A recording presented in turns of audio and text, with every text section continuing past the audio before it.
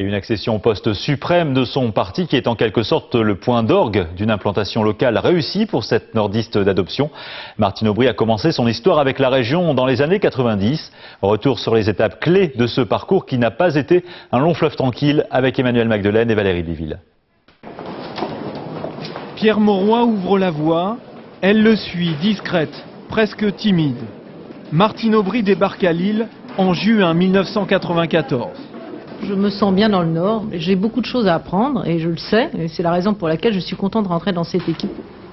Membre du Conseil d'État, dirigeante d'entreprise, ministre du Travail, à cette époque, il ne manque au CV de l'énarque Martine Aubry qu'une solide implantation locale.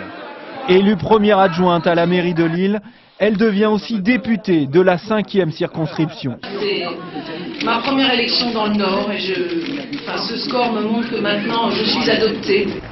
Numéro 2 du gouvernement Jospin, élue maire de Lille en 2001, tout va bien pour Martine Aubry jusqu'en 2002. Je prends ma part de responsabilité de cette défaite et je voudrais leur dire que je vais continuer à travailler avec tous les élus de gauche ici pour continuer à améliorer leur situation.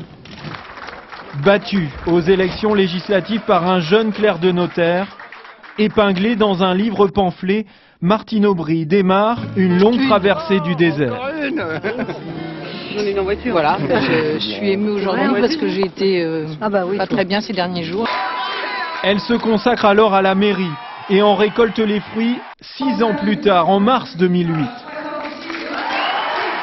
Réélue triomphalement, elle décide rapidement d'en faire un tremplin vers un retour sur la scène nationale, jusqu'à son élection au poste de premier secrétaire du PS, 16 ans après Pierre Mauroy.